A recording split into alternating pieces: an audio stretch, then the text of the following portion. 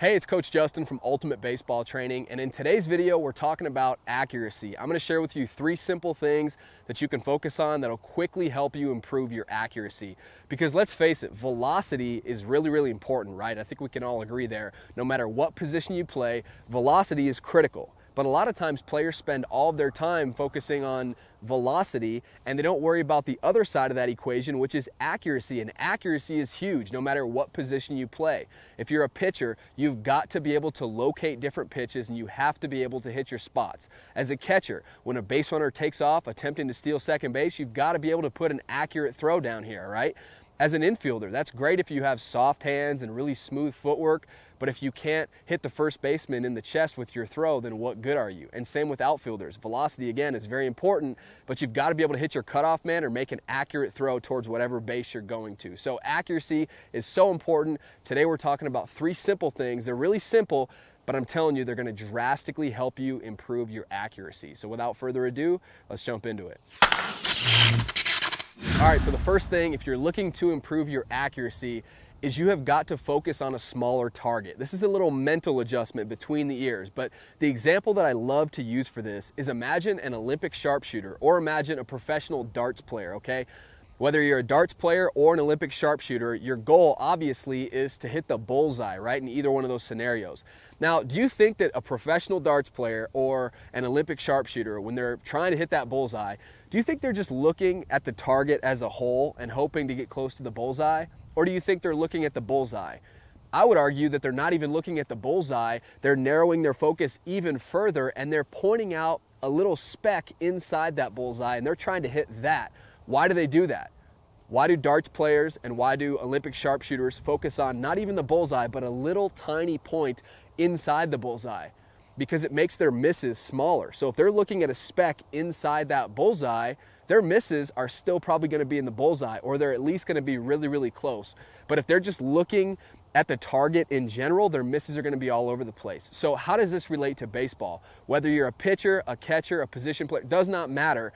You need to narrow your focus. You need to focus on a smaller target. So if you're playing shortstop and you field the ground ball, don't just look up and look at the first baseman as a whole.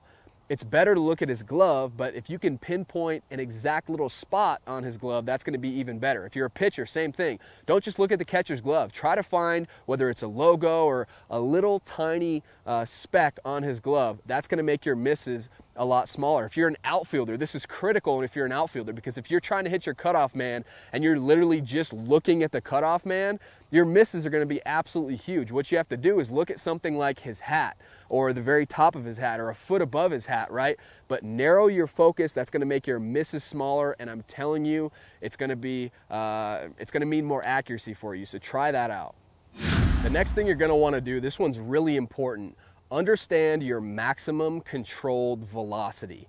Now, this term is actually not a baseball term. It actually comes from the high jumping world or the basketball world. They both use this, but when you're trying to jump either as high as you can over a bar or you're trying to jump as high as you can to dunk a basketball, the same thing applies. In order to do that, in order to jump to your highest peak, you have to understand maximum controlled velocity and you have to apply it. So here's what that means in the high jumping world, and then we'll transfer it to baseball. So when you're trying to jump as high as you can over that bar, you'll notice that high jumpers, they're moving at a pretty good clip, but they're not sprinting as hard as they can possibly sprint towards that bar, right? Because what can they not do when they do that? They can't control their body. Same thing with NBA basketball players. They're not sprinting full speed most of the time to jump their highest.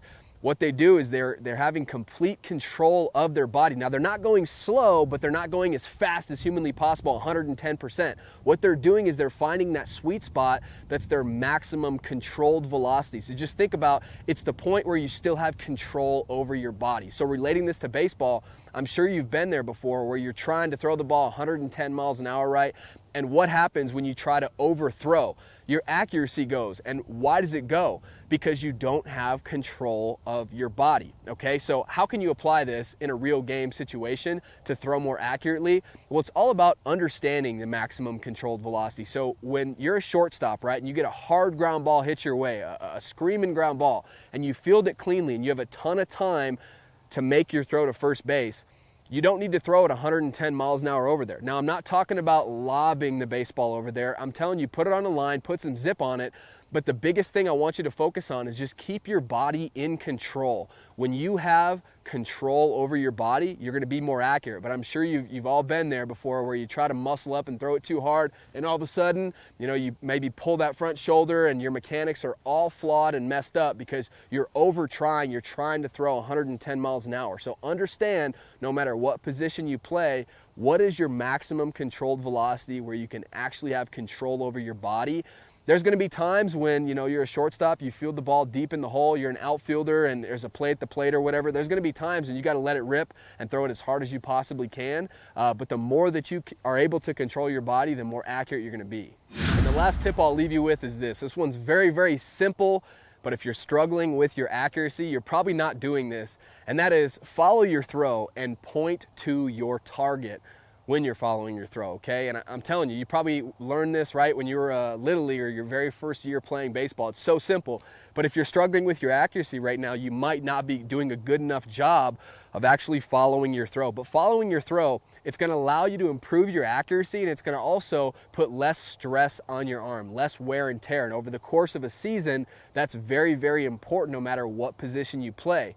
What it's also going to do is it's going to allow you to keep all of your momentum, all of your energy, your entire body moving directly towards your target. And obviously, that's the name of the game, right? When it comes to accuracy, we want every ounce of our being moving directly towards our target. And so, just maybe have mom or dad videotape you if you're struggling with your accuracy, and see if you're doing anything weird when you're in your follow through. Maybe you're flipping down here like this instead of pointing towards your target and following your throw, okay? Great players to watch do this are actually football players, quarterbacks. You'll see them on a lot of throws when they have to make really, really accurate throws. You'll see them point towards their target. That's exactly what you want to incorporate into your baseball throws as well. That's going to help you be more accurate. So I know it's simple, but make sure you're doing it. So hopefully you enjoyed today's video. If you did, hit that like button for me. I'd really appreciate it. And subscribe to the channel if you're not subscribed already. That way you never miss the new baseball videos that we're coming out with every single week. So subscribe to the channel. Thanks so much for doing that, and I'll see you next time.